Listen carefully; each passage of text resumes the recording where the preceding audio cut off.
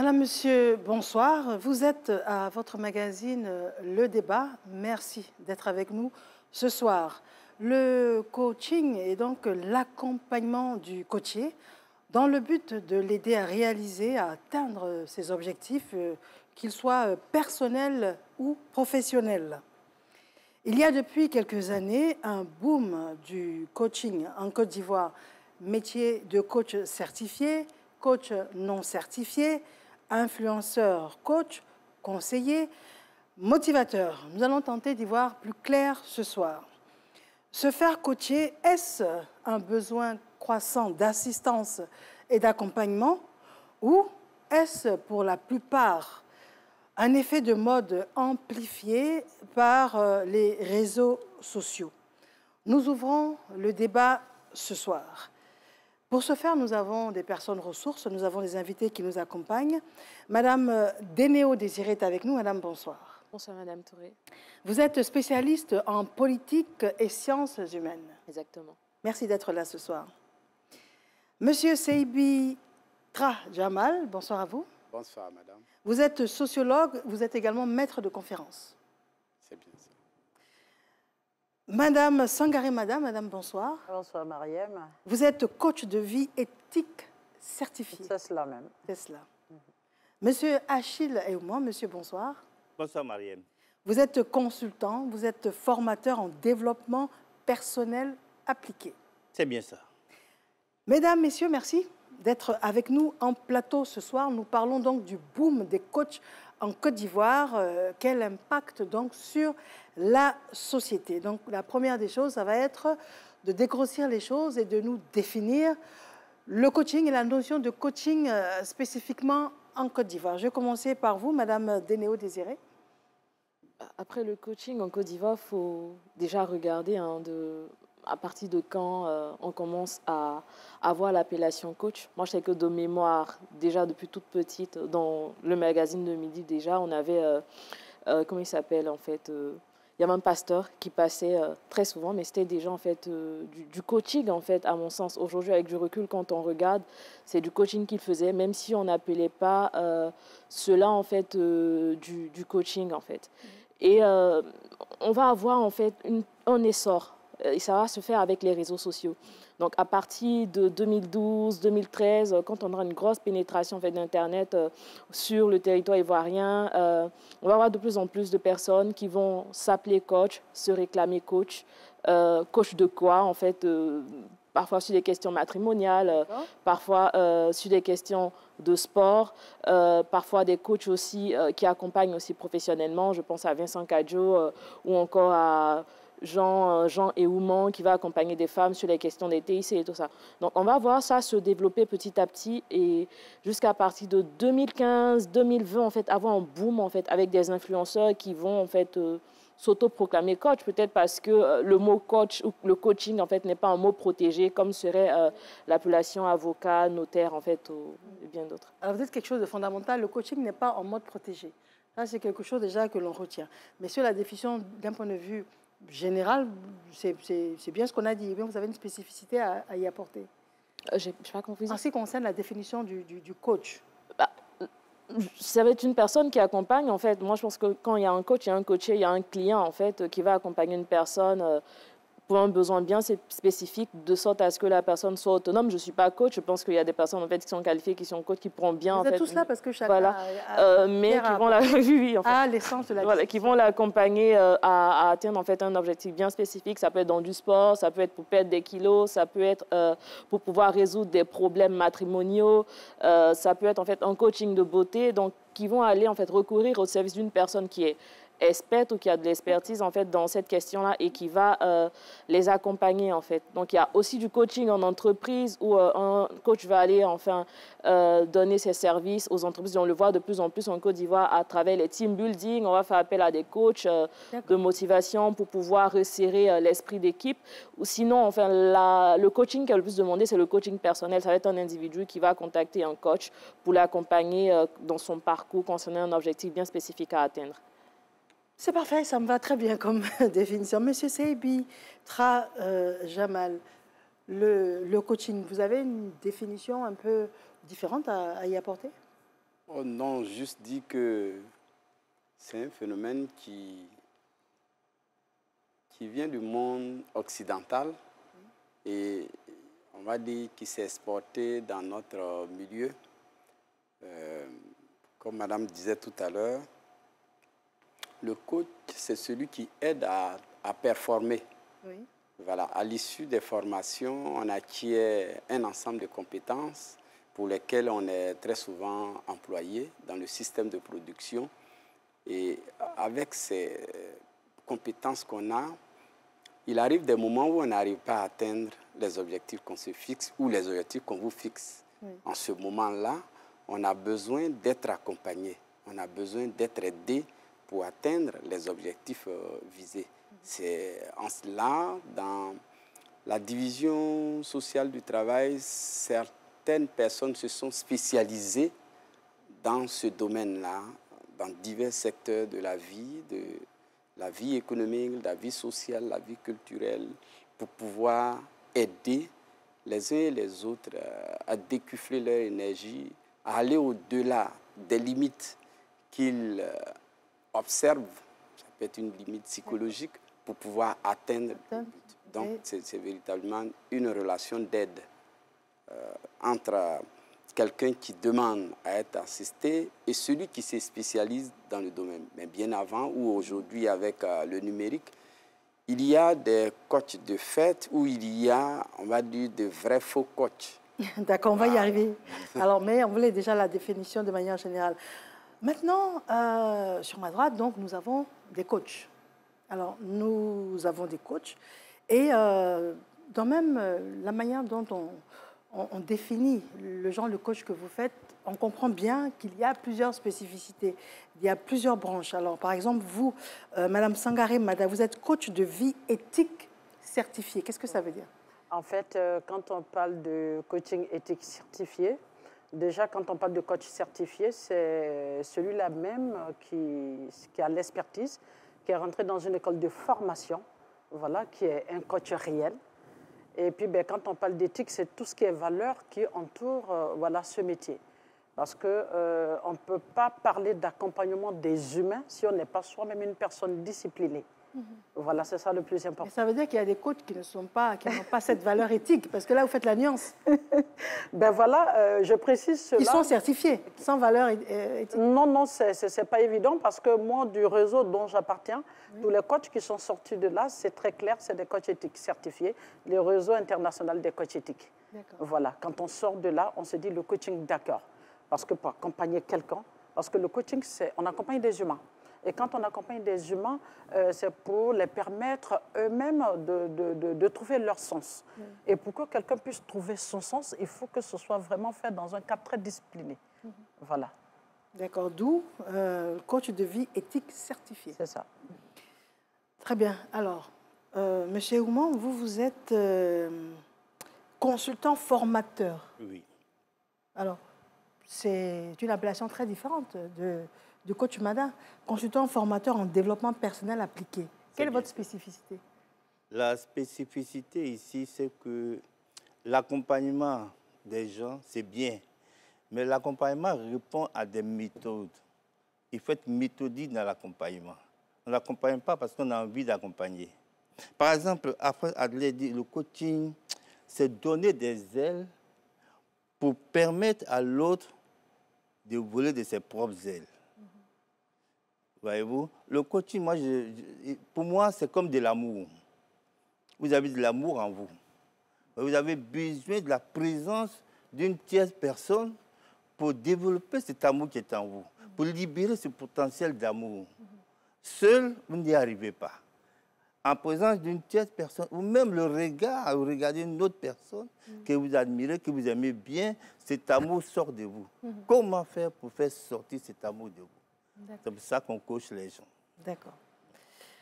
Très bien. Alors, il est opportun de vous préciser que nous ouvrons le QR code et les personnes qui souhaitent, donc le public qui souhaite interagir, c'est tout à fait possible au travers de cette petite tablette. Le QR code qui s'affiche là, justement. Nous avons un premier élément à vous proposer. C'est un reportage signé Eve Boué. Nous parlons un peu de l'historique du coaching. Le coaching est un accompagnement professionnel personnalisé d'un individu ou d'un groupe de personnes permettant d'obtenir des résultats concrets, mesurables dans un domaine d'intervention précis. Les origines de cette pratique remonteraient au 5e siècle avant Jésus-Christ avec le philosophe Socrate. À cette époque, à travers sa discipline, la maïeutique, il enseignait l'art d'aider son interlocuteur à trouver par lui-même les solutions. La profession de coach est apparue aux États-Unis au début des années 60. Le mouvement va ensuite se généraliser à travers le monde. En Côte d'Ivoire, l'activité de coaching professionnel va véritablement naître au début des années 2000. L'une des pionnières en la matière est Dorcas Manou Assoko, première femme formée certifiée en Afrique francophone subsaharienne. À partir des années 2004-2005, d'autres vont prendre le relais. Nous allons mettre en place ce que l'on appelle le coaching éthique, qui est une spécialité du coaching dans laquelle nous allons mettre en place un processus de formation à peu près une quinzaine d'années après, c'est-à-dire en 2019. Nous allons proposer un programme conçu pour les Africains, par des Africains, et qui permet de faire un accompagnement pragmatique par rapport aux réalités qui sont les nôtres. Des cursus de formation sur le coaching sont créés sur le sol ivoirien. Les coachs ivoiriens s'organisent de mieux en mieux. Le 23 janvier 2019, naît une association, la COPSI, Association des coachs professionnels de Côte d'Ivoire, reconnue avec plus de 76 membres. En juin 2023, la COPSI a tenu la première édition de ces journées portes ouvertes. L'association permet de regrouper toutes ces personnes, de faire appel à toutes ces personnes, à tous ceux qui exercent d'une manière ou d'une autre le coaching, pour former, pour harmoniser les pratiques, pour donner un label au coaching et faire en sorte que les personnes qui bénéficient de coaching soient des personnes qui sont efficacement accompagnées. Les coachs ivoiriens sont de plus en plus reconnus. Ils créent ou intègrent des réseaux sous-régionaux et internationaux tels que le RIS, Réseau international des coachs éthiques, ou le CACMS, Conseil africain du coaching, du mentorat et de la supervision. Ces dernières années en Côte d'Ivoire, le métier de coaching est en plein essor. On dénombre des coachs ou des pseudo-coachs en tout genre. L'efficacité du coaching même a fait sa propre promotion. C'est la première chose. Deuxième chose, c'est qu'aujourd'hui, avec la promotion des réseaux sociaux, la promotion du digital et de tous les canaux de promotion justement dématérialisés, le coaching a pris son envol. Le boom également, c'est venu des problèmes sanitaires où les gens étaient peut-être à la maison, ils avaient besoin de personnes pour pouvoir les booster, pour pouvoir avoir confiance en eux. C'est peut-être tout cela. Donc vous voyez que quand vous avez un problème, il y a un apport, on est à la maison, on ne fait rien. Et puis voilà des gens qui nous aident à nous occuper, à garder confiance en nous par rapport à tout ce que les maladies comme la Covid-19 pouvaient apporter. Donc on était plus enclin à écouter les gens. Face à cela, il faut faire attention. Toute personne qui entraîne, conseille, forme ou aide une autre à réaliser quelque chose n'est pas forcément un coach. Alors, je voyais tous acquiescer sur le plateau. À l'unanimité, ce reportage-là cadre un peu avec le résumé que l'on peut faire du coaching à ce stade de l'émission. Monsieur Seybi.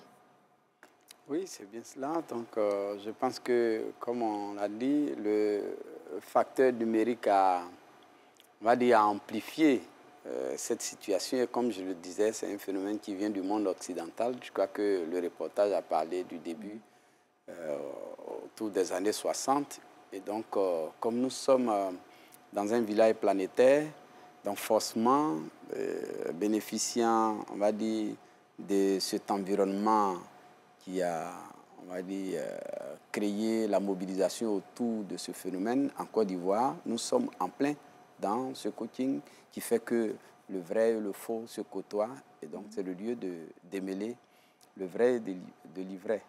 D'accord.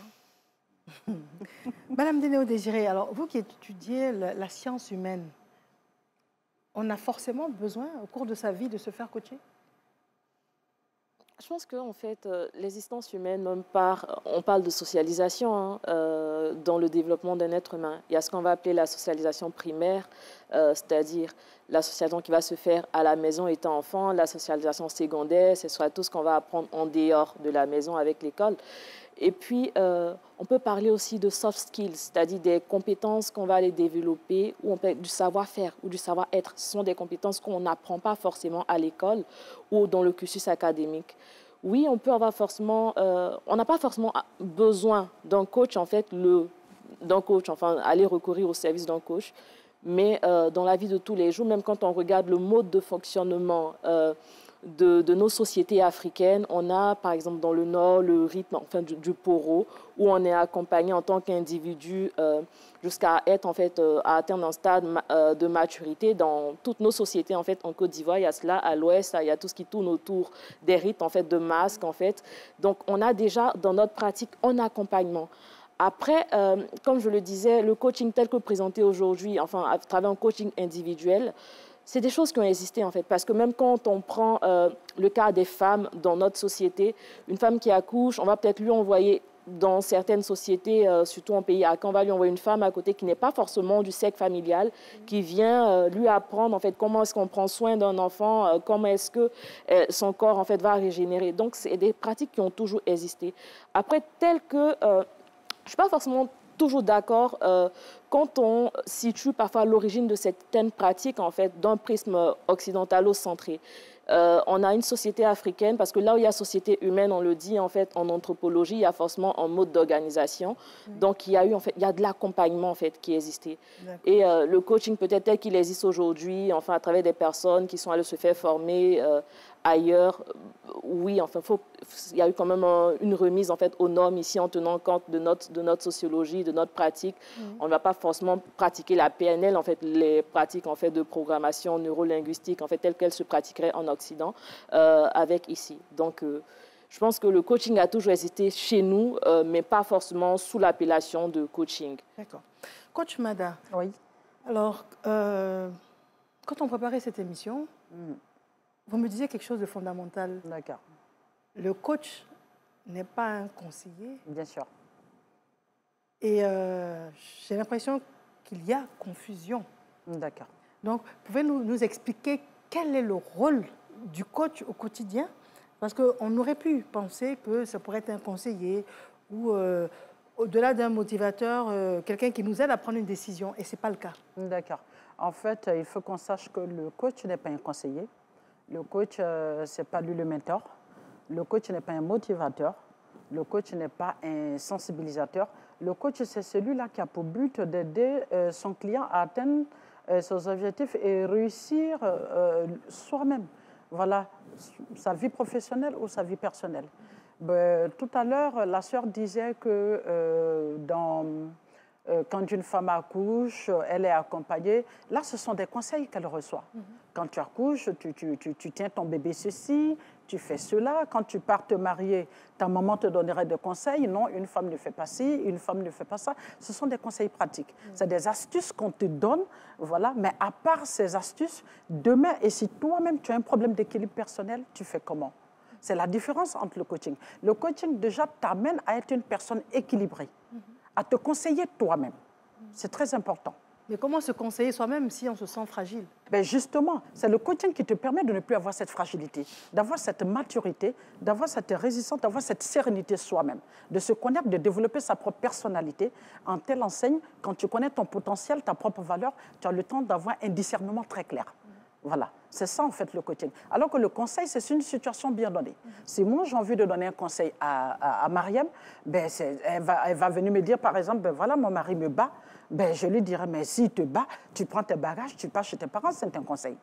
Alors que le coach, il ne donne pas des conseils, il ne donne pas son avis. Le coach amène le coaché lui-même à comprendre dans quelle situation je suis, est-ce que cette situation me sied et quelles sont les dispositions que je dois prendre moi-même au cours de cette situation. Donc, on va prendre l'exemple concret, je vous prends au mot. Peut-être pas moi, mais le mari bat la femme. D'accord. Voilà. Et donc, effectivement, on aurait pu penser que le coach va dire « Ah bon ? Mais il va te tuer ?» Mais c'est quelle histoire ça?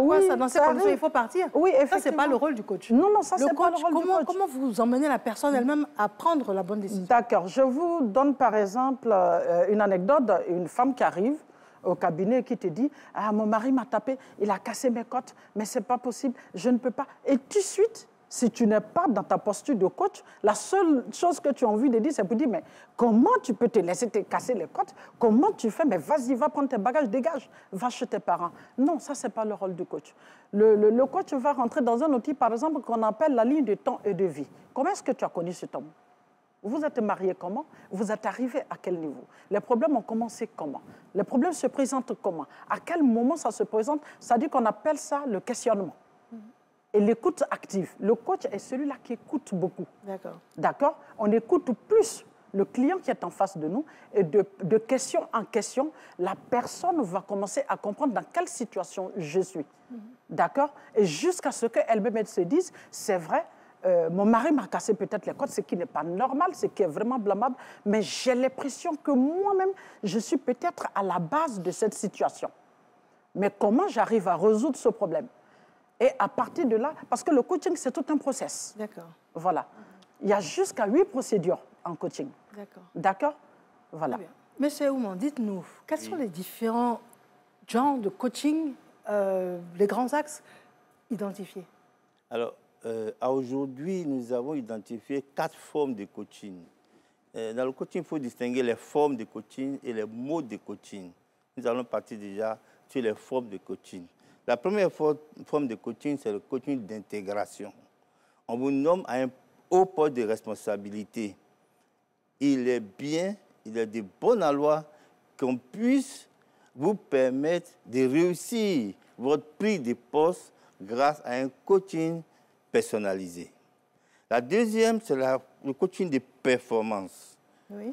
Il faut reprendre contact avec ses ressources, ses compétences. C'est-à-dire que vous n'arrivez pas à atteindre vos objectifs. Ou alors, à peine, vous arrivez à prendre conscience que vos objectifs, vous devez pouvoir les atteindre.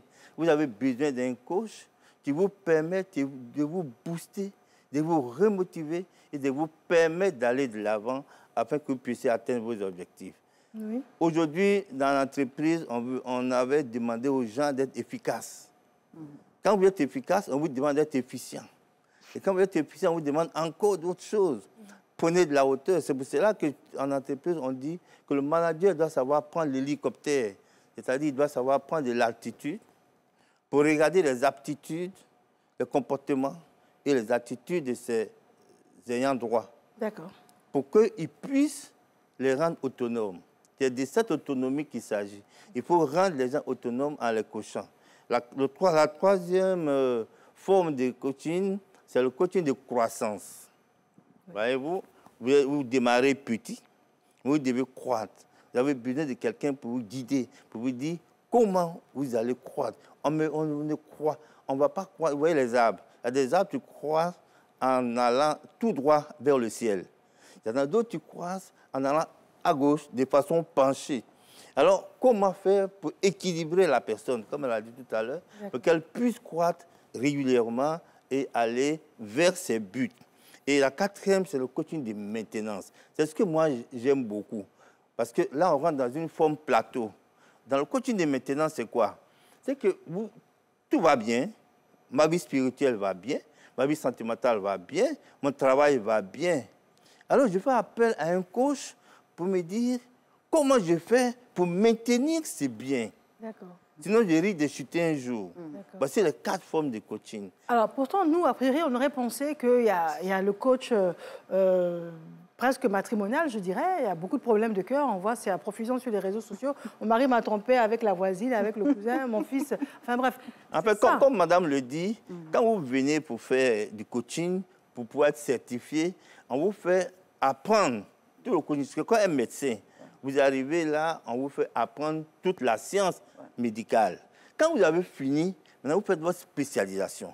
Madame est spécialisée en éthique. D'autres vont être spécialisés dans des formes de coaching où on dit c'est matrimonial. D'autres que je connais bien sont spécialisés dans le coaching pour les enfants. Ils sont très patients. Mais les plus courants, c'est matrimonial. Et puis, on a également le fait de... Le matrimonial, c'est ce qu'on voit. En fait, le plus courant, c'est le coaching professionnel. Aider les gens à développer... Non, mais c'est ce que j'allais dire. Matrimonial, oui. Ça, on voit. effectivement, professionnel. En fait, il y a deux sortes de coaching. Il y a le life coaching, il y a le business coaching. Voilà. C'est-à-dire le coaching de vie qui touche la vie personnelle, la sexualité, le couple, la famille, la parentalité, la mission de vie, confiance en soi, estime de soi. Et il y a le business coaching, voilà, qui est lié aux entreprises, l'univers en fait professionnel, aux organisations et puis les affaires. D'accord. Alors on peut se spécialiser dans l'un ou dans l'autre. Voilà. Donc ce sont les deux grandes orientations. C'est ça. Et tout le monde se retrouve là-dedans. Alors on va déjà lire les quelques préoccupations des personnes qui nous font l'amitié de nous suivre ce soir. Alors M. Abdoul Ouedraogo du Burkina Faso, comment devient-on coach? Y a-t-il un cursus académique à suivre pour devenir coach? Je vous demanderai de prendre note, hein, parce que je vais tous les lire. Donc, comment devient-on coach du Burkina Faso, M. Abdoul Ouedraogo? M. Kwame de la Côte d'Ivoire, comment fait-on pour avoir un bon coaching? Bonne question. Alors, le CM Côte d'Ivoire, il s'appelle. Pensez-vous que les formations données par les coachs sont à prendre au sérieux? Monsieur Doumbia, Côte d'Ivoire, est-ce que les sujets traités par un coach ne sont pas liés à ses propres expériences de vie, comme ça en a l'air? Et puis, Monsieur Trabi Thielo Donatien, en Côte d'Ivoire, vous avez les débatteurs, j'aimerais savoir est-ce que toute personne peut être coach? Est-ce que le coach n'est-il pas un conseil pour son client? Donc, voici un peu les premières préoccupations.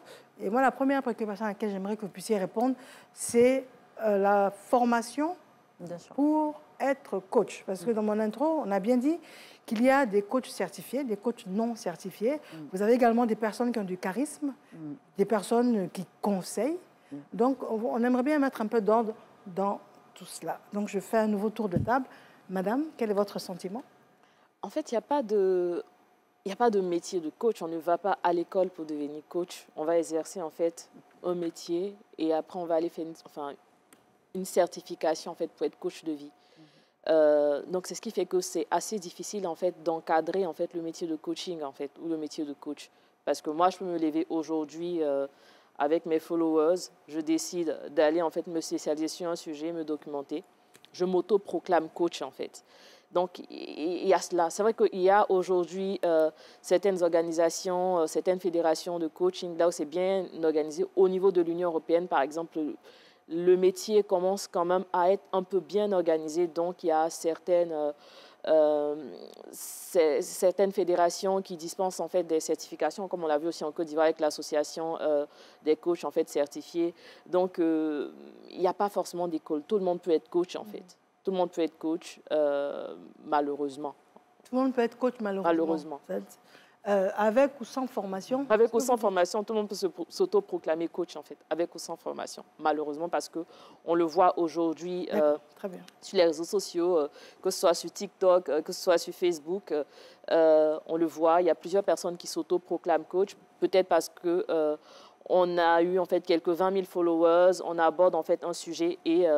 on ouvre une ligne, on fait un live en direct, en fait, on commence à prendre des questions et on s'auto-proclame coach. On le voit, en fait, avec pas mal d'influenceuses ici. Monsieur Seyi Bidra, vous souhaitez réagir à une des préoccupations Oui, qui a été alors, ici, il faut faire attention parce qu'il y a d'abord la formation de base. Il faut avoir une formation de base. C'est quand on décide d'être un coach, c'est vrai, il y a ce qu'on déclare sur la place publique, mais celui qui veut véritablement se spécialiser dans le coaching doit avoir une formation de base. Et ensuite, il doit se spécialiser dans un domaine du coaching. Et puis, il doit être affilié à un réseau de coachs. Parce qu'un expert, ça se vend à travers son cursus de formation, ça se vend aussi à travers, on va dire, les résultats. Maintenant, ce qui fait la confusion, c'est le fait que sur les réseaux sociaux, on trouve tout en même temps. On trouve tout parce que l'accompagnement ne date pas de l'ère des réseaux sociaux. Mais la seule différence avec, on va dire, la société ordinaire, c'est que les expériences réussies sont projetées, on va dire, sur les réseaux sociaux et amplifiées et on découvre au fur et à mesure. Donc cette expérience s'actualise et mobilise des gens qui viennent s'abreuver dans ce que vous avez réussi. Alors que le système de coaching, c'est l'individu qui en a besoin, qui va vers celui qui peut l'aider ou qui a les compétences pour l'aider pour atteindre un objectif que lui n'arrive pas à atteindre tout seul. En ce moment-là, la recette est mise en place pour lui et pour l'objectif qu'il vise en tenant compte de ses capacités. Donc, chaque situation de coaching, et je parle sous le contrôle des formateurs et de ceux qui exercent le métier, est une situation spécifique. C'est une situation spécifique qui ne peut pas se transférer à tout le monde et être utilisée comme un tremplin pour atteindre n'importe quel objectif. C'est comme un peu une ordonnance de médecin, c'est ce que vous voulez dire. Voilà. Et donc, parce que tel protocole médical a pu soigner telle personne. Voilà. La molécule peut être sur le marché, et ce n'est pas parce qu'on sait que tel médicament soigne la fièvre et que dès que j'ai la fièvre, je vais tout de suite en pharmacie prendre.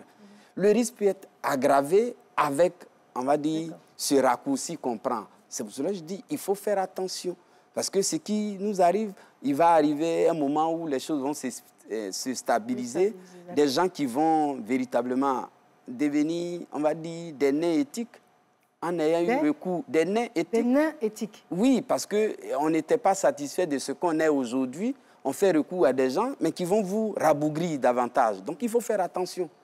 Donc il n'y aura pas d'épanouissement, contrairement à ce qu'on souhaitait. Voilà. D'accord. Voilà. Vous allez vous déclasser par votre volonté d'aller recourir à quelqu'un qui n'a pas la compétence. Donc, il va vous donner ce que lui, il a. Et ça va vous déclasser forcément.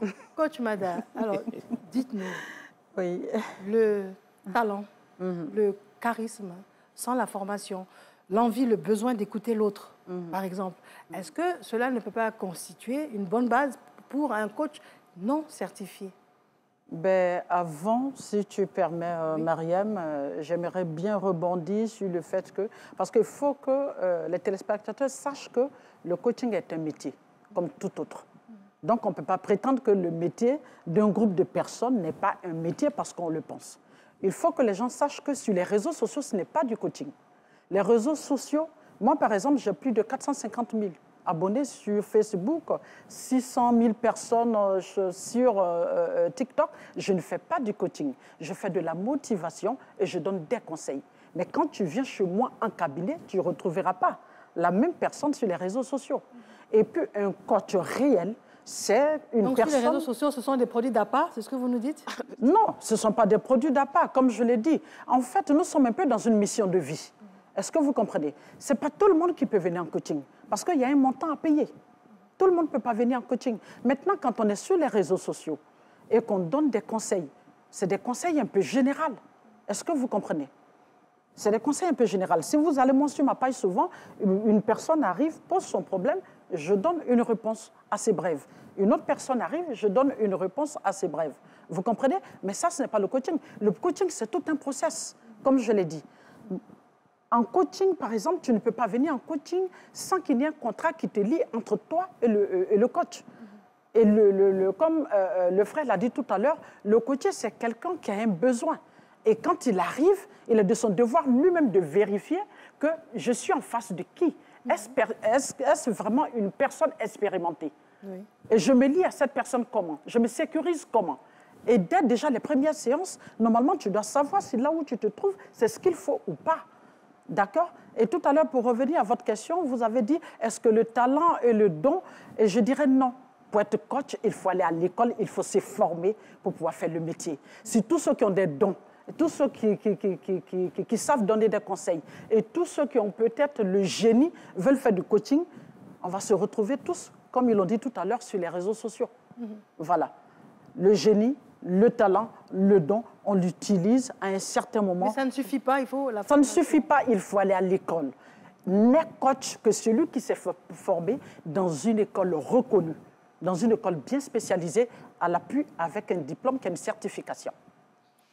Voici qui est clair. À ce stade de nos échanges, nous avons un élément à vous proposer.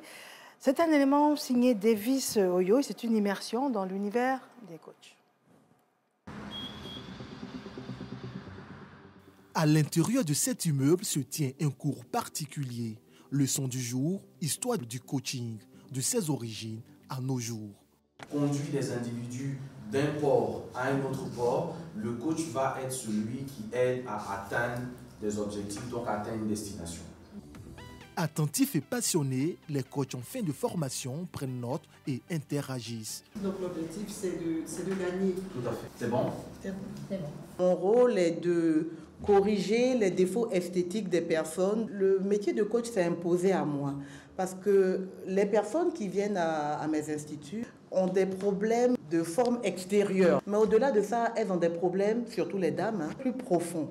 Alors j'ai compris qu'au-delà d'être docteur du corps, il fallait que je sois docteur de l'âme. En tant que pasteur, j'ai compris que chaque fois qu'on parlait avec des gens, on priait pour eux et les gens revenaient avec les mêmes problèmes. Quand on a fini de chasser un esprit, il y avait un état d'esprit qui restait et qui demeurait et un état d'âme aussi qui demeurait. Donc comment traiter l'état d'esprit de quelqu'un et l'état d'âme après l'avoir écouté? Un cours dispensé par le master coach Jean-François Yoman. Alors, un coach, c'est un professionnel formé qui a une éthique et qui a un processus professionnel pour accompagner des individus, que ce soit des familles, des couples, des entreprises, des entrepreneurs, des managers, à atteindre leurs objectifs. Le coach professionnel, c'est celui-là qui a été formé, qui a obtenu un certain nombre donc, de compétences au niveau de la psychologie de ses clients de façon générale. C'est quelqu'un qui a été formé à l'utilisation d'outils professionnels et qui a soutenu au moins un mémoire de fin de cycle devant un jury et qui, à partir de là, peut exercer de façon professionnelle. Accompagner, aider et développer les potentiels des personnes, plusieurs appelés, mais peu de lus. Il faut des prédispositions. Il y a des qualités naturelles que le prétendant au coaching que nous appelons le coach aspirant devrait avoir. L'écoute, l'empathie, la disposition à aider, l'envie de faire du bien aux autres. Ça, ce sont des dispositions qui ne s'apprennent pas dans une école. Voyez, la capacité qu'on a, par exemple, à vouloir aider, ça ne s'apprend pas. Par contre, les techniques qui vont vous permettre d'aider efficacement, ça s'apprend. Les outils qui vont vous permettre d'être plus à l'écoute et de pouvoir discerner plus facilement les préoccupations du client en face de vous, ça s'apprend.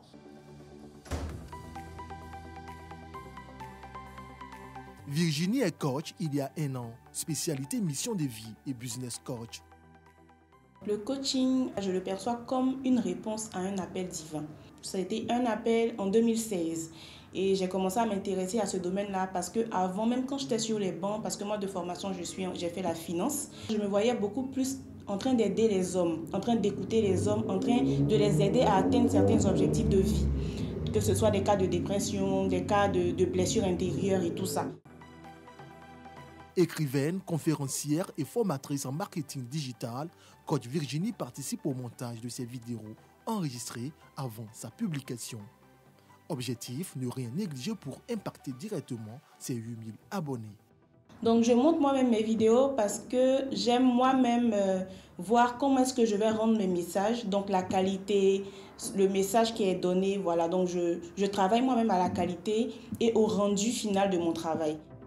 Le boom des coachs en Côte d'Ivoire, une vague sur laquelle surfe Madoussou. 3 fois par semaine, cette mère de 2 enfants parle à ses abonnés. Coucou les belles âmes, nous sommes lundi et lundi c'est le début de la semaine. Pour avoir une semaine bien remplie, je vous encourage à déterminer de façon claire et précise tous vos objectifs. Depuis 2 ans, elle est coach en développement personnel, en entrepreneuriat et en éducation financière. En tant qu'une amoureuse de la vie, j'ai décidé comme ça d'aider les autres à trouver aussi leur chemin, à trouver leur voie et à définir des objectifs clairs et précis de vie et à les aider à surmonter les obstacles. En Côte d'Ivoire, une séance de coaching peut coûter 25 000 à 200 000 francs CFA, voire plus. En 2019, selon un sondage des experts du milieu, ils étaient au nombre de 1300 coachs, diplômés ou pas, à exercer ce métier. Alors, mesdames, messieurs, est-ce à dire, après cet élément-là, que le coach est forcément l'apprenant qui a sa certification. Vous êtes d'accord avec... Je ne pense pas. Vous, non. Tous les coachs, en fait, n'ont pas de certification. Après, peut-être sur le coup, ils vont se former. Mais tous les coachs n'ont pas de certification. Ça reste, en fait, une profession assez libre. Étant donné que, je le dis, en fait, il faut partir, en fait, à la racine, en fait, le mot coach, en fait, n'est pas protégé, en fait. Donc, tout le monde peut s'auto-proclamer coach, en fait. Après, je peux comprendre que certains, en fait, qui pratiquent le métier de coach, en fait, conditionnent la pratique à avoir, en fait, un diplôme, une certification, peut-être, en fait, pour des questions d'expertise. Mais une chose est sûre, tout le monde peut s'auto-proclamer. Est-ce que pour vous, il y a de bons coachs qui n'ont pas la formation? Oui, je pense qu'il y a de bons coachs en fait, qui n'ont pas la formation, qui ne sont pas peut-être passés par des instituts, peut-être par des associations, mais qui réussissent à accompagner des personnes par rapport à l'atteinte de leurs objectifs. Et après, tout à l'heure, en fait, dans l'élément, il y a aussi en fait... j'ai écouté en fait pas mal de coachs en fait qui dans l'élément en fait qui est passé là. Après, il faut aussi faire attention. En fait, les coachs sont pas des psychologues en fait. Ils sont pas psychologues. Donc, faut faire attention en prenant en compte le côté santé mentale. J'ai entendu en fait quelqu'un dire oui, on va aider la personne à sortir de la dépression. Un coach, en fait, peut peut-être accompagner, mais la mieux habilitée pour accompagner quelqu'un en situation de dépression, c'est un psychologue, c'est un psychiatre. Donc, il faut vraiment faire attention à ne pas tomber dans ces dérives-là, de sorte à enfoncer, en fait, la personne qui vient recourir, en fait, au service d'un coach. Monsieur Oumar, vous voulez réagir à cela? Oui, moi, quand j'ai entendu l'élément qui est passé, j'ai entendu beaucoup le mot objectif, par exemple. Le coach va au-delà de l'objectif. Nous allons au-delà, dans notre formation, nous allons au-delà de l'objectif pour aller jusqu'au but final. Je peux atteindre les objectifs sans atteindre le but. Je prends un exemple. Je vais jouer à l'extérieur un match de football. Je suis battu 2-0. Au retour, je dois gagner pour me qualifier. La prime d'objectif, c'est quoi? C'est que vous devez gagner votre match. Vous pouvez gagner le match 1-0. Vous avez gagné le match. L'objectif est atteint. Mais est-ce que vous êtes qualifié? Donc l'objectif est atteint, mais le but n'est pas atteint. Vous n'êtes pas qualifié. Donc nous allons jusqu'au but. Et pour aller jusqu'au but, il faut connaître la personne qui vient et que vous devez coacher. Et pour connaître la personne que vous devez coacher, il faut apprendre à se connaître soi-même. Qui suis-je? Quelles sont mes qualités, mes défauts? Mais ça ne va pas suffire. Il faut savoir quels sont mes comportements quand je deviens amoureux. Quels sont mes comportements quand je vais travailler. Quelqu'un ne trouve pas de travail. Un jour, il trouve du travail. À la fin du mois, il a beaucoup d'argent. Il perd les pédales. Il a besoin d'un coach pour lui dire, pour le prévenir que quand tu vas être payé, voici comment tu dois faire. Si je prends le côté matrimonial, vous avez toutes les femmes qui vont se marier, elles ont une femme qui les accompagne. C'est pourquoi? Quand cette femme qui les accompagne est là, ça les rassure. N'est-ce pas? Alors, si je te rassure, c'est que je te fais du bien. Le coaching, c'est ça. C'est-à-dire qu'il faut changer de façon de penser. Si tu penses d'une façon et que tu as un résultat, si tu veux que le résultat change, il faut changer ta façon de penser. Le coach est là pour t'aider à changer tes formes de pensée, pour te réorienter vers d'autres buts bien précis. Comme disent les Chinois, si tu ne changes pas ta trajectoire, tu risques d'arriver là où tu veux aller. C'est clair. Voilà. D'accord. Alors, coach Mada, est-ce que le coaching, c'est à vie? Comment? Est-ce que le coaching est à vie? Non, non, non, le coaching ne peut pas être à vie, ce n'est pas possible. Parce que quand on rentre en coaching, on rentre pour avoir une certaine indépendance sur sa propre personne. D'accord? Et pour dire aussi qu'effectivement, il y a des gens qui ont le génie de l'accompagnement, voilà, qui peuvent être de bons coachs et qui seraient de bons coachs. Mais tant que tu ne rentres pas à l'école pour te former, tu ne peux pas être coach. Donc, ceux qui accompagnent peuvent être des conseillers, peuvent être des motivateurs, mais ils ne sont pas des coachs tant qu'ils ne rentrent pas à l'école pour comprendre exactement comment fonctionne l'humain en tant que tel. Sinon, le coaching peut pas être fait à vie, ce n'est pas possible. C'est pourquoi le coaching est différent du conseil. Quand tu as un conseiller, tu es dépendant de ce conseiller. Quand on te bat, tu viens le voir, il va te dire pourquoi on ne doit plus te battre. Quand tu te casses le pied, tu arrives à te dire comment tu dois faire pour ne plus que tu te casses le deuxième pied. Ça, c'est le conseil. Voilà, ça, c'est le conseil. Là, tu es dépendant. Mais en coaching, en fait, quand tu rentres en coaching, voilà, tu viens, comme l'a dit tout à l'heure le doyen, tu viens pour comprendre, pour réorienter. Voilà. Pour te réorienter là où il faut exactement. Mais dès que tu te réorientes, que tu as ta trajectoire, bien évidemment, tu vas arriver là où tu veux.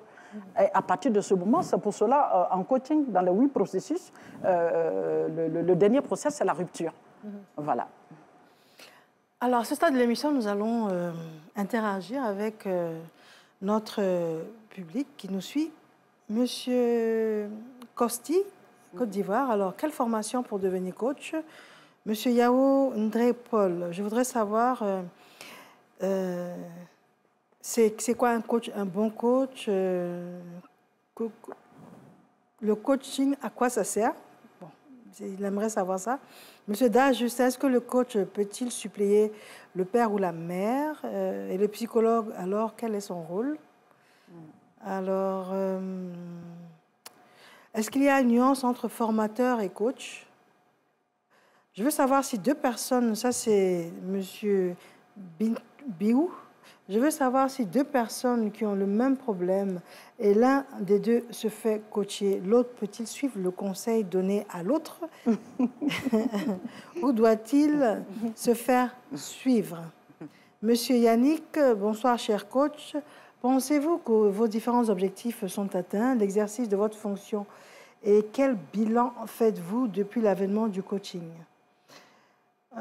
Voilà, je crois qu'on va s'arrêter là. D'accord. Pour les différentes préoccupations. Oui, effectivement, il y avait un pan que la dame disait tout à l'heure. Je suis parfaitement d'accord avec elle. Le coach ne soigne pas quelqu'un qui déprime. Ce n'est pas possible. Voilà. Au cours du cursus, lorsqu'on se rend compte que son client est en état de dépression, on lève la main psychologue ou un psychiatre. Vite fait. D'accord. Effectivement, pour être coach, il faut rentrer dans une école de coaching bien reconnue. Voilà. Et il faut un certain niveau quand même. D'accord. À partir d'un bac plus 3, plus 4, on peut rentrer dans une école de coaching. Voilà pour la première question. Et il disait tout à l'heure, est-ce que si 2 personnes ont le même problème, si un se fait coacher, est-ce que lui peut accompagner l'autre? Non, M. Seibi Jamal en parlait en parlant de la posologie du médecin. Hein, non, c'est pas évident. C'est comme un convalescent qui vient à peine de sortir de l'hôpital, prétend que lui peut guérir quelqu'un qui est déjà supplé dans la rue. Non, ce n'est pas possible. Voilà. Alors, ce qu'on observe sur les réseaux sociaux, les gens ont besoin de parler, les gens ont besoin de se vider, ont besoin d'avoir des conseils. Est-ce qu'il y a donc confusion sur la thérapie, c'est-à-dire et sur l'appellation? Parce que vous, en cabinet, c'est du coaching. C'est du coaching, effectivement. Mais on voit sur les réseaux sociaux ce besoin de s'ouvrir, de demander du conseil. Donc, il y a juste une mauvaise interprétation de la personne ciblée. On pourrait même dire de la population. Jusqu'à aujourd'hui, la population confond conseil et coaching. Voilà. Quelqu'un arrive, par exemple, il te dit « Ah, j'ai mon mari qui me trompe. Je fais comment ?» Et puis, quand cette personne rentre en coaching, c'est tout un process. Voilà. Jusqu'à quand elle a commencé cette relation, jusqu'à, voilà, parce qu'en coaching, quand je vous dis la création de liens, ça dit quand le client arrive déjà, vous apprenez à vous connaître et à définir un cadre de référence. Après, vous allez poser la question à cette personne, pourquoi vous êtes venu en coaching? La personne va définir exactement ses objectifs. Vous allez évaluer la situation ensemble, vous allez définir les options, après cette personne prendra la décision. Et après la prise de décision, il y a un plan d'action que vous allez accompagner cette personne certainement à mettre en place, mais c'est cette personne qui doit appliquer ce plan-là. Et après, cette personne va s'engager personnellement, voilà, aller chercher ce qu'il faut pour son bien-être. Et dès qu'on sent que l'engagement est bien pris, que cette personne a reçu son équilibre, a eu son trajectoire, voulait exactement ce qu'il faut, en ce moment, le coach se retire et cette personne maintenant rentre dans toute sa responsabilité. Mais par contre, le conseil, c'est par rapport à mon vécu. C'est par rapport à ma sagesse que je donne un conseil. Voilà, quand tu me dis, il y a tel truc, si c'est un conseil par rapport à mon vécu, ma chérie, moi, en son temps, j'ai vécu la même situation. Mais voilà comment moi j'ai résolu mon problème. Mais je pense que tu peux faire la même chose.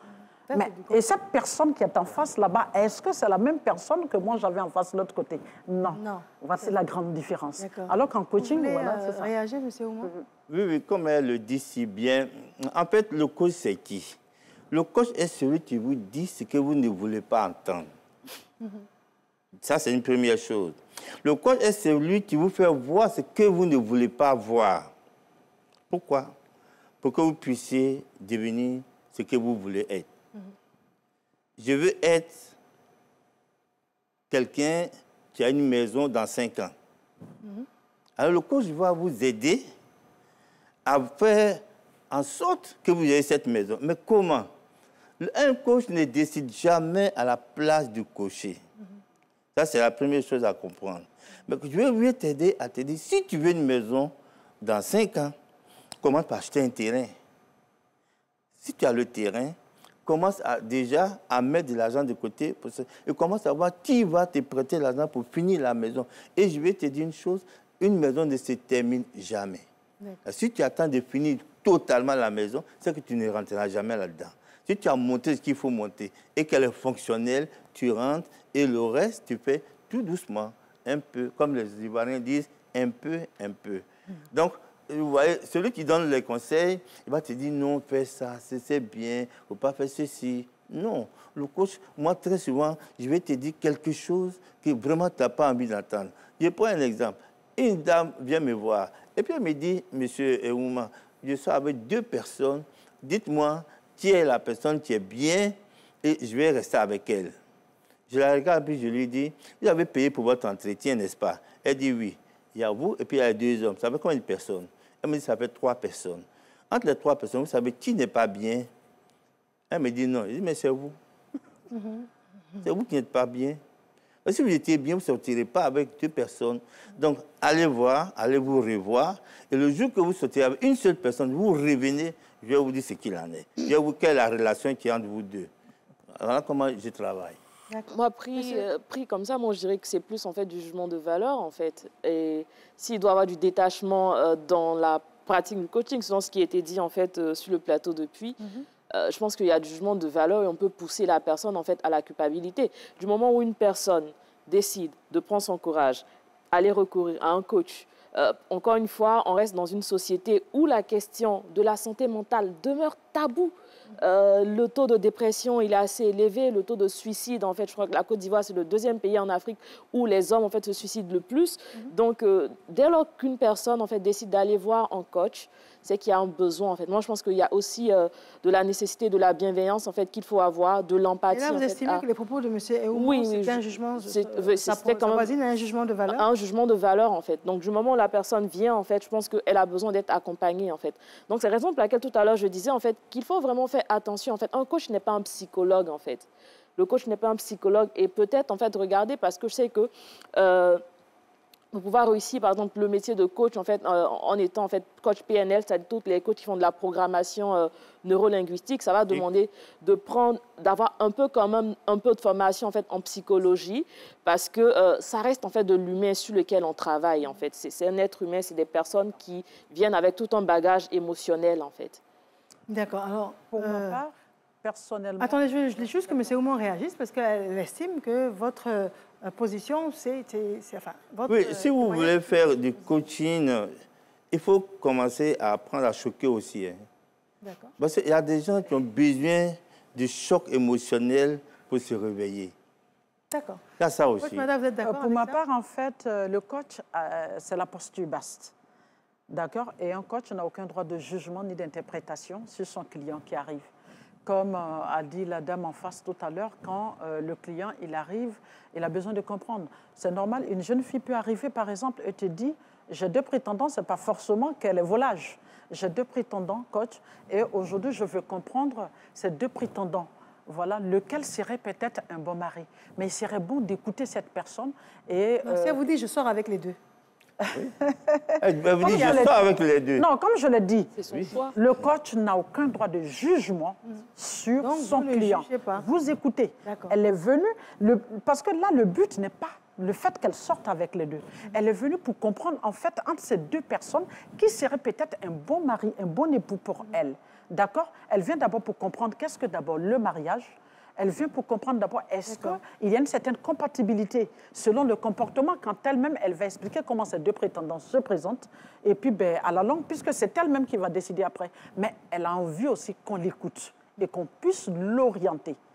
Voilà. Mais déjà, à ce stade de nos échanges, on réalise que vous êtes de peut-être deux générations différentes de coachs. Vous avez des approches différentes. Effectivement. Et au-delà de ça, on a également très bien compris qu'il y a le conseil qui est vraiment sur les réseaux sociaux. Voilà, et ce n'est pas du coaching. Tout le monde, papa peut donner des conseils, maman peut donner des conseils, quelqu'un peut venir s'asseoir sur les réseaux sociaux avec son Internet, ben voilà, avec un peu de sagesse, avec un peu de vécu, un peu de connaissance, commencer à dire des choses, mais ce n'est pas ça le coach. Alors, nous avons pris l'avis, juste après, dès qu'on revient, je vous donne la parole, nous avons pris l'avis de notre public sur leurs différentes expériences, sur leurs témoignages, et c'est un élément qui est signé Ahmed Traoré. Les coachs sur les réseaux sociaux ont été bien évidemment positifs pour moi.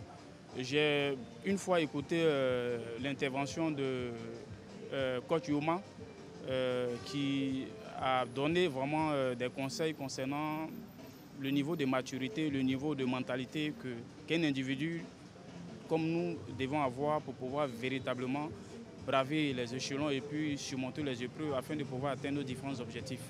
Il nous a demandé d'être positif dans la vie, de ne pas être négatif. Il a aussi manifesté, donné des conseils afin de pouvoir nous permettre de pouvoir mener des actions vraiment crédibles, des actions vraiment concrètes, pour mieux nous orienter dans le domaine dans lequel nous évoluons et de pouvoir aussi atteindre nos différents objectifs. Pour moi, ça n'a pas été vraiment une bonne expérience. En 2018, voilà, j'ai écouté un coach comme ça qui m'a dit parce que moi, à mon niveau, bon, côté sentimental, c'était pas trop ça. Voilà, donc j'avais demandé des conseils auprès de ce dernier, mais la manière dont la personne m'a orienté, franchement, j'ai dévié. Par exemple, la personne, si tu veux vraiment avoir une vraie vie sentimentale, voilà ce qu'il faut faire. Souvent, il faut faire des petits cadeaux, ou bien il faut faire des petits gestes. Mais souvent, quand tu n'as pas les moyens, et puis à force de pouvoir faire cela, arrivé un moment, la petite, elle pense que c'est parce qu'il y en a. Donc, à chaque fois que tu fais, il n'y en a pas, souvent même tu t'endettes. Or, dès la base, quand les choses se déroulent bien, même s'il n'y a rien, on essaie vraiment d'être heureux. Quand c'est enseigné comme ça, il n'y a pas de problème. Mais quand on te dit non, il faut faire ces choses, il faut donner temps. Ou bien amène-la dans des endroits, ou bien amène-le dans certains endroits. Mais et le jour que tu n'as pas. J'ai eu pas mal d'expérience avec les coachs sur les réseaux sociaux, tant bien que mal. Parce que, comme je le dirais, il y a certains, bon, je tairai le nom, qui m'ont beaucoup apporté en termes d'expérience dans la vie. Avec leurs conseils et tout, bon, je dirais que ça a été une expérience aussi positive dans ma vie. Et par contre, il y a d'autres, bon, ça a été un peu bizarre parce que ils essaient de suivre un peu leurs conseils, mais ça n'a pas du tout donné quelque chose de positif. Par exemple, le fait de pouvoir chercher du travail, il y a beaucoup qui ont coaché et que j'ai beaucoup écouté, quelles sont les capacités, que c'est un manager recherche. Et ça m'a beaucoup aidé à ce propos, La mauvaise expérience, c'est qu'il y a d'autres qui ont donné certains conseils que j'ai essayé de mettre en application. Quand je suis arrivé, ça n'a pas été comme je le voulais en fait. Alors, on a bien compris la différence entre le conseil et le coaching. Oui. Alors, vous voulez intervenir, monsieur? Oui, alors, moi, je voudrais, parce que on est en train d'aller dans beaucoup de sens. Je veux peut-être nous ramener vers ce qui embrouille vraiment les Ivoiriens et tous ceux qui nous suivent.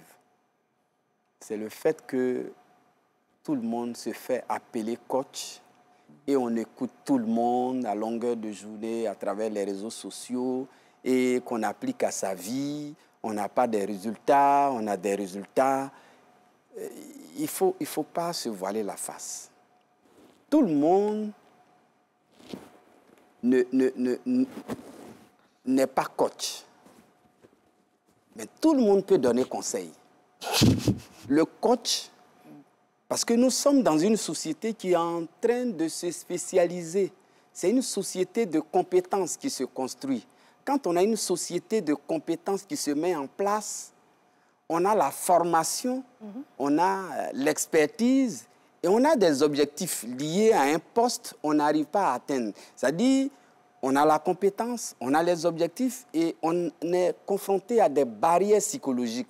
C'est en ce moment-là, l'aide de celui qui va venir vous aider à aller au-delà des limites que vous-même vous voyez à votre propre niveau est nécessaire. En ce moment-là, ce recours-là est un recours responsable parce que celui qui va recourir à l'aide du coach, c'est un client pour la personne qu'il va solliciter. Et l'autre personne, lui, il a la compétence. Et vous avez en partage l'objectif que le client qui saisit le coach a. Au final, il doit atteindre ses objectifs. Quand il atteint ses objectifs, le contrat prend fin. Et puis, il prend son autonomie. On n'a pas besoin de coach à vie. Ça, c'est la première chose. Deuxième chose... C'est bien ce que coach Mada disait tout à l'heure. Voilà. La deuxième chose que je voudrais signaler ici, c'est que quand on réussit une expérience à travers les réseaux sociaux, ça s'immortalise. Parce que ce qui s'est passé avec Pierre, il ne faudrait pas que Paul prenne, parce que la vie de Paul n'a rien à voir avec la vie de Pierre. Et c'est ce qui trompe. Sur les réseaux sociaux, les expériences réussies ou ce qui se passe avec une tierce personne, on prend, c'est comme celui qui a entendu comment on a, ou bien son voisin lui a raconté comment il s'est fait soigner par le médecin et demain, il prend cette expérience-là et puis lui-même il se soigne. Ça devient très difficile et ça devient très dangereux. Donc, il faut que les gens comprennent que... et d'abord, surtout, ce qui fait beaucoup de bruit, c'est ce qui est lié à la vie de couple. Celui qui va vers le coach, c'est celui qui se porte bien, qui sait qu'il a les moyens pour atteindre les objectifs qui n'arrivent pas. En ce moment-là, il peut recourir à un coach. Mais celui qui a des troubles de comportement, en ce moment-là, il a besoin d'un psychothérapeute. C'est-à-dire, lui, il se déclare en bonne santé, en réalité, il ne se porte pas bien. En ce moment-là, on a besoin d'un spécialiste pour le traiter. Je pense que ce que vous dites, on va tous dans le même sens. Parce que c'est un peu la synthèse de nos échanges sur ce plateau-là. D'accord, madame? En fait, tout à l'heure, en fait, monsieur Seibi, c'est ça? Seibi, pardon, disait... on voit en fait sur les réseaux sociaux. Moi, je pense que si des personnes vont recourir à des coachs, c'est parce qu'il y a un besoin en fait. Il y a un besoin. Moi, je pense que c'est vraiment la question de la santé mentale qui est banalisée, qui fait qu'on se retrouve avec des individus qui avancent, et à un moment donné, on ne sait plus quoi faire. Si, encore chez nous, le fait d'aller voir le psychologue était accessible, en fait, pour le coup, en moyenne, pour pouvoir pour pouvoir consulter chez un psychologue, c'est 15 000, en fait. 15 000 francs quand c'est moins cher et plus. Si c'était, en fait, démocratisé, assez libre, en fait, comme le fait d'aller voir un coach, où on voyait, en fait, des psychologues sur les réseaux sociaux, tels des coachs certifiés ou des coachs, en fait, non certifiés, moi, je pense qu'on aurait eu, en fait, un bon équilibre, en fait. Donc, encore une fois, la question à se poser, c'est pourquoi est-ce que, depuis quand même quelque temps, des gens recourent au coach, des personnes, en fait, s'autoproclament coach. Parce qu'il y a un besoin, les populations, les personnes sont en souffrance, en fait. Et parce que les gens ne vont pas forcément voir, en fait, non, monsieur Seibi, les gens ne vont pas forcément recourir à un coach parce qu'ils ont forcément envie de pouvoir progresser professionnellement. Je pense que coach Mada, qui est ici, n'est pas coach professionnel, enfin, dans l'accompagnement de la vie professionnelle, mais plutôt coach de vie sur tout ce qui va être en lien avec le bien-être. Donc, on a une société qui est malade. Je le dis clairement, on a une société qui est malade et on a une société qui nie la question de la santé mentale. Et donc, on va se retrouver avec des adultes, en fait, qui vont aller écrire, on le voit dans les groupes Facebook où, je pense, un coach Thierry Pat, en fait, je ne sais pas s'il est certifié ou non, à nos publications, en fait, question d'une anneau, mon mari, en fait, c'est toujours ça, en fait. Et c'est toujours des questions qui ramènent aux femmes. C'est ce qu'on voit sur les réseaux sociaux quand on fait la veille ou quand on fait, comment on va dire ça, une sorte d'inventaire. Pourquoi? Parce que le poids du mariage, encore une fois, repose sur la femme. Et ça va poser même, ça va aller trouver sa base dans la question de l'éducation. Si on éduquait filles et garçons de la même manière, je pense que je n'ai pas vu beaucoup d'anonymes, en fait, hommes venir poser des questions sur Facebook, en fait, concernant la gestion du couple. C'est toujours des femmes. Pourquoi je vois beaucoup plus des femmes. Je vois beaucoup plus de femmes. Bon, peut-être qu'ils ne le font pas. Ils sont plus discrets. Oui, des hommes. Bon, ils sont plus discrets. Ils sont plus discrets parce que, encore une fois, comme je le dis, la société conditionne en fait la gestion du foyer. Même tous les coachs qui donnent des conseils, c'est toujours à l'endroit des femmes énormément. On voit en fait quelque peu depuis un moment à l'endroit des hommes en fait. Donc je pense qu'il y a aussi cette dichotomie là à regarder. Moi, par exemple, je me suis fait clasher pratiquement la semaine passée où j'ai fait une vidéo où je disais que on ne peut pas obliger une femme d'aller faire le ménage de sa belle famille, voilà, qui serait source de mariage réussi. Mais les hommes sont venus, ils sont descendus dans ma page en train de dire non, tu es en train de monter les filles en Afrique. Mais je suis ressortie et j'ai dit que j'assume. Et religieusement, c'est pas possible. Voilà, c'est avec honneur, c'est avec plaisir qu'une femme va en belle famille pour faire ce qu'il y a à faire. Non, le fait de dire que... Non, moi, par exemple, très souvent, peut-être que... je ne sais pas souvent si vous allez sur ma page, mais quand je pars, c'est sur un thème bien précis. Et le thème bien précis, comme je l'ai dit, ce n'est pas du coaching. Moi, je dis les choses réellement. C'est ce qui permet à certaines personnes de venir en inbox pour dire « Coach Mada, moi, je me retrouve dans la même situation. Je fais comment ?» Je dis « Mais dans ce cas, on sort du cadre du conseil. Tu es obligé de rentrer en coaching pour qu'on comprenne. » Monsieur Oumon, pour revenir à l'élément qu'on a vu tout à l'heure, oui. Il y avait des expériences positives et des expériences négatives. Oui. Mais quelles peuvent être les conséquences d'une expérience décevante pour les coachés? Mais les conséquences, c'est simple. Hein. L'anagramme du mot coach, c'est chaos. On met les gens dans le chaos. Voyez-vous? Est-ce que le coach met en avant son intégrité? Pour comprendre que si moi, vous venez me voir pour un problème sentimental et que je ne fais pas ça, je ne suis pas spécialisé là-dedans, est-ce que je peux vous aiguiller chez une autre personne, un autre coach qui est mieux outillé que moi? Vous levez la main. Ouais. On revient sur la Il y a des gens qui viennent me voir pour des colonies de vacances, pour gérer les enfants. Je dis non, moi je gère les top managers.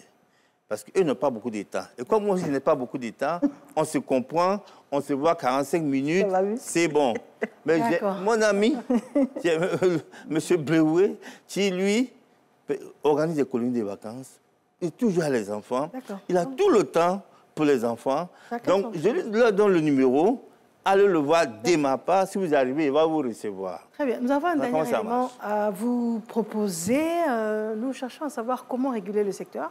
Et ça va être donc bien évidemment notre dernier tour de table. Mais juste avant, nous avons pris le soin d'interroger notre public. Et c'était un élément, un micro-trottoir signé Ahmed Traoré. On sait bien que les réseaux sociaux sont quand même une âme qui est quand même pesante sur la société. Je pense qu'à ce niveau-là, il faudrait quand même recadrer les choses. C'est-à-dire quoi?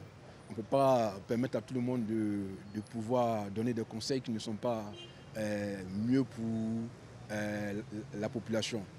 Histoire de pouvoir recadrer les choses, il faudrait que l'autorité de régulation doit quand même essayer de baliser les choses pour ne pas permettre à tout le monde de se mettre sur les réseaux sociaux, dire n'importe quoi.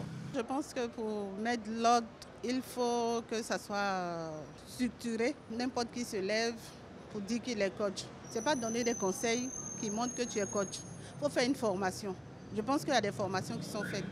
Donc il faut essayer de structurer ce domaine pour pouvoir vraiment distinguer ceux qui doivent être coachs ou ceux qui doivent être conseillers. Chacun, depuis un moment, se veut le conscientiser de la société d'une manière maladroite par moment, très souvent même. Les influenceurs sont trop. Tous nos enfants sont des androïdes sur lesquels ils naviguent tous les jours. Et ils ont l'occasion, sans la maîtrise des parents, d'avoir accès à des vidéos souvent indécentes, à des propos qui frisent même l'immoralité. Alors donc, face à une telle situation, je crois qu'on devrait pouvoir assainir effectivement le milieu en posant des jalons. En posant des jalons, les réseaux sociaux même devraient pouvoir sélectionner les personnes qui sont à même de faire passer ce genre de messages sur leur site. Il y a le régulateur des sites et des réseaux, je pense bien qu'il existe déjà. il doit aussi faire son travail. Parce que n'importe qui peut se prévaloir de coach sur les réseaux sociaux. Et puis après, ils ont une influence très négative sur la jeunesse. On voit après les dégâts que ça crée. Donc pour moi, je pense que le ministère de la Communication doit taper dur sur ce genre de compte qui ne sert pas forcément à la population. Doit interdire même ce genre de compte afin que notre jeunesse puisse être préservée de toutes ces personnes qui ont un impact pas forcément bon sur notre avenir. Aujourd'hui, on a plusieurs coachs. Celui-là se lève, je suis coach, d'autres coachs. Mais je pense qu'en toute chose, l'État a la possibilité quand même de canaliser cela. Voilà. Parce que c'est vrai, on peut être coach de manière, je vais dire, volontaire. On peut aussi avoir fait les études pour ça. Voilà. Et aussi, avant de pouvoir de se mettre sur les réseaux sociaux en tant que coach, il faut quand même qu'on vérifie le contenu de ce que le soi-disant coach veut apporter. Voilà, le message qu'il veut véhiculer au travers de ce qu'il dit. Aujourd'hui, tout le monde regarde plus Internet. Voilà, ils ont beaucoup de personnes qui les suivent. Et on constate que très souvent, ils influencent négativement la population. Voilà, parce que quand tu vois certains coachs qui donnent des conseils par rapport au couple et tout ça, qui influencent négativement certains couples, et vraiment, c'est pas bien. Comment quelqu'un peut dire non, si ton mari ne te donne pas de l'argent, il faut le quitter et tout ça là. Tu ne sais même pas comment ils sont connus et c'est toi qui demandes à ce qu'ils se séparent. Parce que le monsieur peut-être ne donne pas de l'argent ou bien chose. Donc, vraiment, ils influencent très souvent négativement la population. Alors, voici les propositions pour trouver une solution pour réglementer le secteur. Maintenant, les experts que nous avons ici ce soir en plateau, nous allons vous poser la même question. Alors, qu'est-ce que vous pensez? Comment réguler le secteur? Moi, je pense que déjà, on a une association de coachs professionnels et certifiés en Côte d'Ivoire. Je pense que si ailleurs, le thème coach n'est pas protégé, l'appellation n'est pas protégée, ici, il peut faire la démarche auprès du régulateur pour pouvoir protéger l'appellation, de sorte à ce qu'on n'ait pas Akissi qui s'est fait une vidéo sur TikTok ou en fait Moussa qui s'est fait une vidéo sur TikTok qui décide de s'auto-proclamer coach. Ça va permettre déjà de pouvoir encadrer cela. Donc il faut protéger d'abord l'appellation. Il faut protéger déjà l'appellation, la profession en fait de coach, de sorte à ce qu'on ne se retrouve avec tout le monde qui devienne coach. Et ensuite, on est un régulateur. On sait qu'aujourd'hui, c'est à travers les réseaux sociaux qu'il y a pas mal de messages qui pullulent, en fait, de personnes qui s'autoproclament coach. De déjà voir, on a une loi qui régit la question d'Internet, en fait, en Côte d'Ivoire. On a aussi, comment dirais-je, des lois concernant les mœurs et les bonnes mœurs. On voit parfois le procureur s'auto-saisir des situations où des mœurs sont atteintes. Donc, on peut déjà voir ça et scruter les discours de ces personnes, les propos-là, de sorte à pouvoir encadrer, mais tout en respectant, bien évidemment, le principe de la liberté d'expression. Bien sûr. Monsieur Seibi. Bon, d'accord, il faut qu'on sache que le numérique a beaucoup contribué à l'explosion de ce phénomène de coach. Mais les réseaux sociaux, surtout le numérique, a une caractéristique, c'est de ne pas se laisser maîtriser. Quels que soient les systèmes de régulation qu'on pourrait imaginer, il y a le côté indomptable du numérique qui reste et qui laisse la porte ouverte. Dans ce cas-là, c'est la responsabilité de l'individu qui s'abreuve dans cet univers-là qui mérite véritablement d'être regardé. Parce que tous ceux qui se proclament coach, ils sont sollicités parce que ceux qui sollicitent sont beaucoup plus complaisants. Parce que si moi, je dois recourir au service de quelqu'un, la première chose que je regarde, c'est sa formation, c'est sa spécialisation et c'est aussi là où je vais chercher, enfin, quelles sont les structures qui reconnaissent sa compétence avant d'y aller. Donc, il y a la responsabilité pleine et entière qui est engagée. Je suis d'accord avec la voisine qui dit que la société dans son ensemble, elle est malade. C'est ce que j'allais vous dire, la société est malade. Mais la responsabilité de l'individu lui-même est engagée. Parce que dans le désarroi, est-ce qu'on prend toutes ces précautions-là? On a juste besoin d'une c'est à ce niveau-là que se trouve la responsabilité. C'est à ce niveau-là. Parce que les sollicitations se font de façon épistolaire et de façon complaisante. On regarde la thérapie, enfin, on regarde ce qu'on appelle coaching, ce qu'on a dit à Akissi, et j'applique à ma vie. Et je prends ce bout d'expérience-là pour vivre. Or, le coaching, c'est un contrat. Donc, votre solution, ce serait C'est un contrat de performance. Je veux atteindre un objectif, j'ai mes capacités, j'ai mes compétences, et je recours à quelqu'un que moi-même, je vérifie son niveau de formation et je m'assure qu'il peut m'apporter un résultat. Si ça ne va pas, vous allez rompre le... Donc, votre solution, c'est d'interpeller les coachés pour qu'ils aillent... Il faut qu'ils soient éclairés. Parce que le coaching, c'est quelque chose qui est venu. J'ai dit, c'est une mode. C'est une mode, mais il faut faire attention. Parce que celui qui n'a pas de résultat à atteindre, aller écouter quelqu'un et dire, à partir de ce moment-là, je vais modifier mon comportement. C'est pour ça que j'ai dit, tu peux être un géant éthique et puis en recourant, en suivant quelqu'un, tu deviens un nain. Voilà. Merci à vous. C'est votre responsabilité qui est engagée. Voilà. Très bien, Coach Mada, quels sont vos derniers propos il faut dire qu'en ce moment, nous sommes du réseau international des coachs éthiques. Oui, le combat a déjà commencé, voilà, pour essayer quand même de recadrer ce milieu-là. Au réseau international des coachs éthiques, chaque coach a pour obligation de se faire superviser. De se faire? De se faire superviser. Moi, par exemple, chaque mois, on est obligé de me demander le nombre de coachés qui est passé. Je dois déposer ça, voilà, chez mon superviseur, voilà, qui doit regarder, souvent même prendre contact avec certains coachés et demander comment les choses se sont passées. Et comme le frère l'a dit tout à l'heure, à un certain moment, c'est vrai, on parle de faux coach, mais ceux même qui viennent, qu'est-ce que ces gens-là même mettent autour de leur propre personne pour se sécuriser? Tu arrives chez quelqu'un, tu n'es pas sûr que cette personne a fait une formation, tu n'es pas sûr que cette personne a une certification, tu ne demandes pas de contrat. Première séance, deuxième séance, troisième séance, tu sais même pas où vous allez et tu continues encore de suivre cette personne. Non, il faut que les coachs aussi commencent à se mettre aussi en sécurité quand ils arrivent, qu'ils prennent le temps au moins de savoir au moins tout ce qu'il faut eux-mêmes pour leur propre sécurité. Et le réseau international des coachs éthiques, quand même, chaque année organise le salon international des coachs éthiques et des métiers associés. Voilà, pour présenter ce que c'est que le métier de coach réellement à la population. Voilà, et qu'est-ce que vraiment un vrai coach? Et pour dire qu'un coach, ce n'est pas un conseiller, un coach, c'est celui qui a été formé et qui a une expertise. Très bien. Merci. Monsieur Eouman, quels sont vos derniers propos? Le dernier propos, c'est que quand vous voulez vous faire coacher, il faut vous adresser à l'organisme spécialisé. Et ici, c'est la COPSI. Si vous arrivez à la COPSI, en fonction de votre problème, de votre souci, ils vont vous orienter vers le coach le mieux spécialisé dans ce que vous avez comme problème. Parce que la finalité du coaching, ce n'est pas que les gens se passent coacher à tout moment. C'est que vous arrivez à vous passer du coach. Voilà, vous devenez autonome. Et vous n'avez plus besoin du coach pour réussir votre vie, pour atteindre vos objectifs et même le but de votre vie. Je vous remercie infiniment de nous avoir suivis. Nous sommes au terme de notre émission de débat. Le thème « Boom des coachs en Côte d'Ivoire, quel impact sur la société ?» Nous recevions Madame Dénéo Désiré, spécialiste en politique et sciences humaines. Madame, merci d'avoir été là. Monsieur Seibi Tra Jamal, sociologue et maître de conférence. Merci pour vos interventions.